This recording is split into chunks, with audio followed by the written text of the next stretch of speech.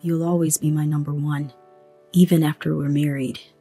Does that mean you like me more than her? Really? I'm gonna miss seeing you as soon as we tie the knot. I overhear a conversation from the living room that I wish I hadn't. I couldn't believe the words coming from my fiancé, Milford. Hearing it with my own ears was shocking, even though I knew about it. It wasn't that I didn't believe it, but it turns out the stories from Milford's sister, Charlotte, were true. I had heard about his careless ways with women, but never imagined it would come to this right before our wedding. Charlotte and I exchange glances and quietly leave the house. Maybe it's better to have found out before the wedding. Thanks to Charlotte, a capable ally, things seemed to be moving smoothly. I thought our relationship was going well because I hadn't noticed anything. Or rather, I was pretending not to notice. So, like a puzzle missing a single piece, everything easily falls apart. Unwanted evidence of the two of them starts surfacing, one after another. I can't believe how easily I find proof of what Milford has been up to the point where I disgust myself. I'll never forgive Milford and his affair partner, Sania. With this vow in my heart, Charlotte and I start plotting to make them suffer. My name is Aretha. I'm 25 years old and work in the HR department of the administrative division at my company, known for being reserved among my colleagues. I'm not taciturn. I'm just not good at initiating conversations, nor do I prefer to be cold. Currently, Milford and I live together in our own home. Milford was the only one who actively approached me at work, where I rarely spoke. He's 2 years my senior and could be considered the ace of the sales department. He started talking to me soon after I joined the company as a new graduate, and he pursued me aggressively. Despite being in different departments, he often invited me to lunch or out for drinks. Milford is refreshingly handsome, and I heard rumors that many women from various departments were after him. So I indirectly refused unless we weren't alone. But Milford was persistent and sometimes a bit pushy about wanting to go out, just the two of us. At first, I wasn't even interested, but Milford, older yet with a puppy-like devotion, caught my interest, and I gradually became aware of him. Milford was always leading, a good talker and listener. I've seen him at work, looking serious and capable. Despite rejecting Milford's confessions several times, his relentless pursuit eventually led me to accept. And so, our relationship began. We've been living together for 3 years now, dating. Just before our 3rd anniversary, Milford proposed, and we're about to have our wedding. The family meeting dinner went smoothly, and the wedding preparations were progressing well. That was when I first met Charlotte, and being close in age, it didn't take long for us to get along. Charlotte, with her friendly nature, was great at engaging even someone like me in conversation. For the first half year, Milford joined the wedding planning and we went on dates afterwards. But recently, citing work, he's been leaving me to attend the meetings alone. "You should do what you like, Aretha," he'd say, a phrase that seemed to become his catchphrase. He's been coming home later and later, so I decided to confront him about whether it was really work. "It really is work. Sorry for making you feel insecure. It's just a busy period with a big project. I'll try to make more time from now on." Though I wasn't convinced, he promised to make time, so I didn't press further. I only accompanied the planner for weekly meetings before parting ways there. Even though he began making time once a week, his late-night returns during the weekdays increased. He also started going on more business trips. Being in the same company, I should understand if he's busy, but looking at the sales department as a whole, there wasn't much overtime or business trips. Without close friends at work, I felt alone and unsettled. I decided to reach out to Charlotte, the only person I could talk to freely like a friend.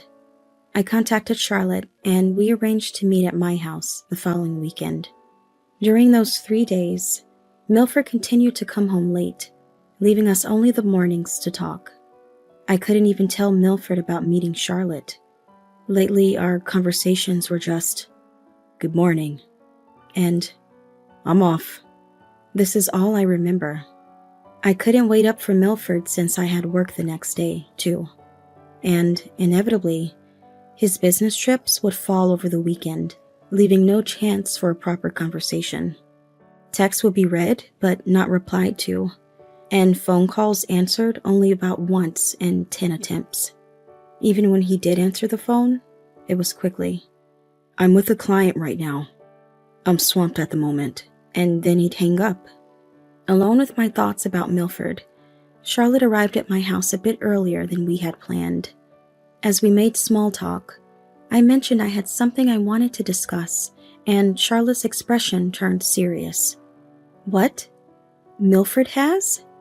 After I told her everything, Charlotte looked shocked. But then she began, looking remorseful. "Actually, Aretha, I've been debating whether to tell you. On the days Milford says he's on business trips, I thought I saw him at the shopping mall at night. I wanted to think it was just my imagination and couldn't bring myself to tell you. I'm really sorry." Hearing Charlotte's words, I could feel my heartbeat quicken. It must have been hard for her to say. When I quietly took Charlotte's hand, she began to cry and continued. "When I confronted Milford, he threatened me, saying, 'If you don't tell Aretha, she won't find out. You don't want to make her unhappy, right? And with the wedding coming up, seeing how happy you looked, I just couldn't bring myself to say it. I'm sorry. Really sorry. Charlotte, it's not your fault. It's okay. I'm sorry you had to go through this alone. Being threatened must have been hard. Thank you for telling me, even so." Charlotte began to cry as if she was letting out everything she had been holding back. I also heard that Milford had always been careless with women. Despite feeling bad for Charlotte, I couldn't fully believe that the kind Milford I knew could cheat. Deciding I needed to be sure, I told Charlotte I would hire a detective agency.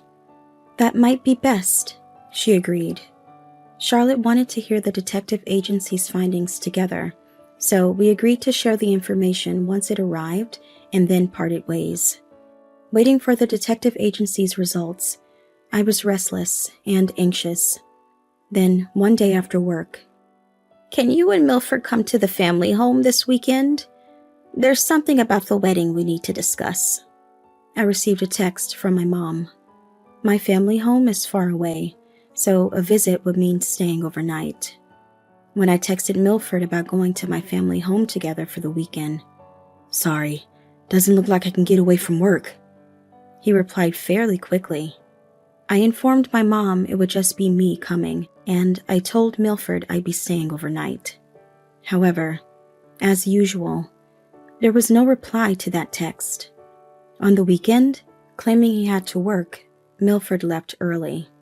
As I was getting ready to leave after breakfast, my mom called. "Aretha? Sorry, but Dad caught the flu.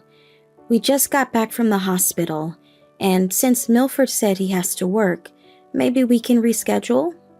"Okay, understood. Tell Dad to rest up. Take care of yourself, Mom." After hanging up, my plans were suddenly canceled, leaving me wondering what to do next when I got a call from the detective agency. The investigation was complete, and they asked me to come to their office. I contacted Charlotte to see if she could meet right away, and since she could, we both headed to the agency together. The results of the investigation left us stunned. The other woman was a new employee named Sania, from the same department and division as me. She was notably attractive, and I remembered her name and face because she stood out. Even though I knew, accepting the reality was tough, and I fought hard to keep from crying. After thanking the agency, Charlotte and I decided to go back to my place to talk it over. When we got home, I saw Milford's shoes and an unfamiliar pair of black pumps next to them. We quietly closed the door to avoid making noise and tiptoed down the hallway leading to the living room. You'll always be my number one, even after we're married. Does that mean you like me more than her? Really? I'm gonna miss seeing you as soon as we tie the knot. Sania, that ice-cold boss of yours is your fiancé, right? But you like me more, huh? Hearing this unwanted conversation from the living room was unbelievable. I couldn't believe Milford's words. Hearing it from myself was a shock, even though I was aware. It wasn't that I didn't believe it, but it seems Charlotte's stories were true. I had heard about his careless ways with women, but never imagined it would come to this right before our wedding. Charlotte and I exchanged looks and quietly left the house. We went to a nearby cafe, and for some reason, I felt a laugh welling up. Charlotte looked at me with concern.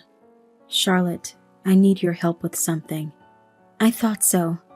Count on me for anything, Aretha. So we started plotting our revenge.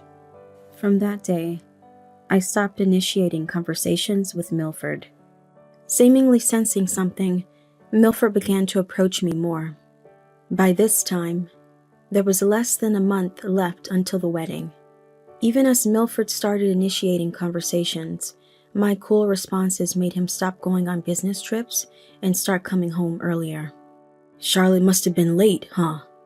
Welcome back. My boss said we could leave on time since the wedding is coming up. Finally, we can relax. When I got home, Milford would start making excuses without being asked. I simply replied, "That's good for you." We had never fought during our relationship, but this was the first time Milford raised his voice. What's with that attitude? It's really irritating. Did I do something to you? Why are you so cold all of a sudden? Is this some kind of revenge for coming home late before? Not really. It's nothing like that. It sucks to finally be able to come home early and then have to deal with this at home. I'm going out to a bar with friends tonight. Saying that, he prepared something in his room and left, making noise with his footsteps. I figured he was probably going to meet her. Since Milford's bedroom door was left open, I decided to check inside while closing it. Noticing the closet door was also open, I saw that his suits were missing, suggesting he might not come back tonight. This meant I could proceed with the next steps of my plan. I called my parents to inform them about Milford's affair and my plans for revenge. Though shocked by the sudden news, "Go all out if you're going to do it," they said. After ending a call with my parents, I noticed a text from Milford asking, "Do you understand why I left? Reflect on your actions." I didn't reply, but took a shower and went straight to bed. Somehow, I wasn't feeling sad or angry anymore, just looking forward to seeing if our revenge would be successful. Charlotte was probably telling my in-laws about Milford's actions by now. I had given her copies of the evidence photos from the detective agency, so they would believe her. It was uncertain if they would join our plan. Even if they tried to stop us, I was determined to proceed. The next day, Milford came home, slammed his bag on the table without a greeting, and burst out. "Aretha, enough is enough. What's your problem? If you don't speak up, how am I supposed to know?" "What? Welcome home." "Are you joking? Can't you be more charming? More like her?" Milford stopped mid-sentence, realizing what he had said. Was this an admission of guilt? As I silently stared at him, Milford awkwardly said, "Anyway, you're pretty and competent. What you lack is charm. Forget it. I'm going to take a shower." Milford hurried off to the shower. During this time, I went to my room and texted Charlotte about the conversation. Charlotte responded, "What is that? A confession?" Finding the situation amusing. Then, on the eve of the wedding, my parents were staying at my house, and Milford said he would stay at his parents' house, already absent from our home. So, I had my parents help me pack up.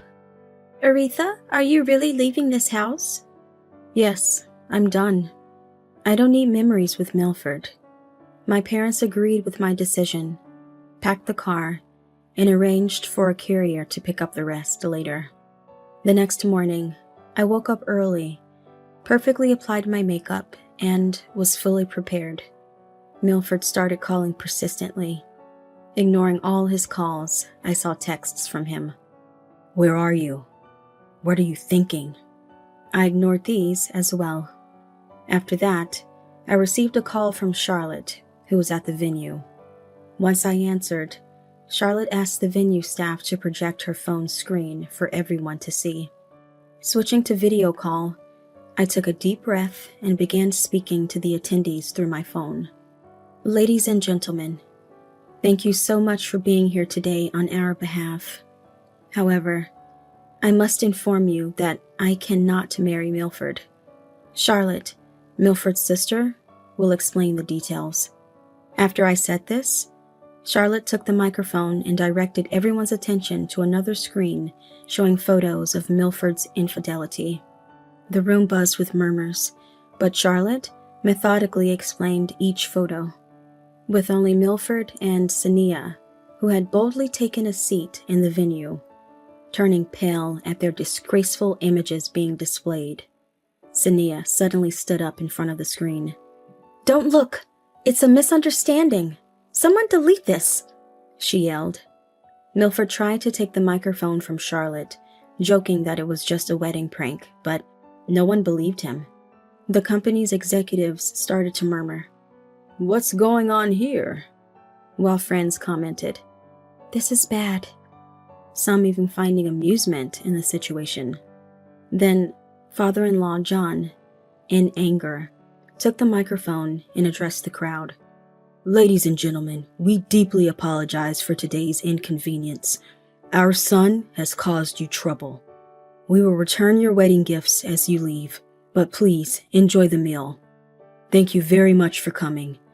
We will take our leave now." With that, he grabbed Milford by the scruff and exited. Sania, being engaged to Mr. Truss, sensed trouble brewing and had already started arguing. "It's not true. That photo is fake. I would never do that. Believe me." But Mr. Truss ignored her desperate pleas and walked away without looking back, leaving Sania crying and the guests disillusioned. Charlotte and I apologized to the venue staff and the attendees before ending the call. Immediately after the call, I quickly took the rest of my belongings and left the house. I had informed Charlotte that Milford's belongings were stored in a rental warehouse, assuming he would retrieve them someday. "Goodbye, Milford," I said as I left our shared memories behind. After moving out, I went to his parents' house with my parents and a lawyer to discuss things with Milford. We knew he would be there because I had asked Charlotte to ensure he couldn't escape after the wedding. Upon arrival, Milford began loudly blaming me. "Aretha, everything is ruined because of you. The company put me on house arrest and they said they'd decide my punishment later. What about my life now?" John restrained Milford, and we were led into the living room to begin our discussion. The lawyer started explaining from the beginning, and when the topic of breaking off the engagement came up, Milford seemed surprisingly shocked. "What? Wait, why? We're not getting married?" Hearing Milford's words, we were all taken aback. It seemed everyone was thinking, how could he still believe marriage was possible under these circumstances? Obviously, what are you talking about? "Let's continue. Our demands include a $50K cancellation fee for the wedding, $20K in compensation, and an even split of the assets. If these terms are refused, we'll immediately proceed to court." Milford started to say something, but John stopped him. John spoke on Milford's behalf. "Aretha, I'm sorry for the trouble my son has caused. Whatever he says will go along with your demands. We'll make sure he pays for everything." With John's sincere apology, I decided to leave without saying anything more. Thinking it was all surprisingly straightforward, I returned home, only to find myself the center of attention at work the next day. However, no one approached me, allowing me to go about my work as usual. As I was about to leave at the end of the day, I was approached by an angry Sania at the entrance. "It's your fault. You had to meddle. I was about to marry a wealthy man and have a handsome lover living a happy life. I'll never forgive you." Just as she lunged at me, Mr. Truss arrived in time to hold her back. "This isn't Aretha's fault. I had my suspicions from the start. Your reckless spending was too much to ignore. Even without this incident, I would have called off the engagement." Sania broke down crying and was taken away by the police called by Mr. Truss for attempting to harm me, receiving a stern warning. After thanking Mr. Truss the next day and hoping for a return to normalcy, I mistakenly answered a call from Milford. "Finally got through. Aretha, can't we start over?" "What are you talking about? It's impossible." "Then, since I'm paying compensation, I can live in our home, right?" I was baffled by Milford's logic. The home we lived in was a gift from my parents for our engagement, in my name. I sold that house. "What? How could you do that on your own? Isn't the house communal property? What about the sale money? Does that reduce the compensation?" First off, that house was bought by my parents in my name. It's not communal property. Talking to you is giving me a headache. Don't call me again. Goodbye. I hung up without letting Milford say more and immediately blocked his number, later telling Charlotte about the call and planning to meet up. Today was the day to meet Charlotte. Over tea, she updated me on Milford's situation. The total compensation and cancellation fees he owed amounted to $70K. He had been transferred and had his salary cut by the company after the compensation claim was confirmed, but he quit in frustration after being reprimanded daily, having never worked in any capacity other than sales. Milford had planned to take refuge and live at his in-laws, but John ousted him, Charlotte explained. Concerned that Milford might default on his compensation payments, John arranged for him to work and live at a factory owned by an acquaintance. This factory, located far from the city and out of cell phone reach, would ensure Milford couldn't bother me anymore, Charlotte said with a laugh. Curious, I also inquired about Sania's whereabouts. According to Charlotte, Sania faced a $30K compensation claim from her former fiancé. With her looks and charm, that amount should have been manageable. However, Sania's prejudices against certain jobs left her unable to repay her debts and struggling to make ends meet. Eventually, she found temporary work but was fired due to incompetence, relying on part-time jobs to survive and becoming obsessed with nightclubs. Her debts increasing, Sania could no longer afford her nightclub expenses and was last seen being escorted away by intimidating figures, her current whereabouts unknown, Charlotte noted. When I asked how Charlotte knew so much, she revealed a surprising connection. She and Sania were classmates in middle and high school. Sania was infamous for stealing others' boyfriends, a reputation that made Charlotte wary of her from the start. This incident, it seems, settled any unresolved feelings Charlotte had towards Sania. At work, I faced no condemnation. In fact, the incident made me more approachable, leading to new friendships and lunch companions. Conversations with Mr. Truss revealed a shared compatibility, evolving into regular outings on weekends. The future of this relationship remains uncertain. Charlotte and I continue to share a close bond, akin to sisters or best friends, planning to maintain our friendship.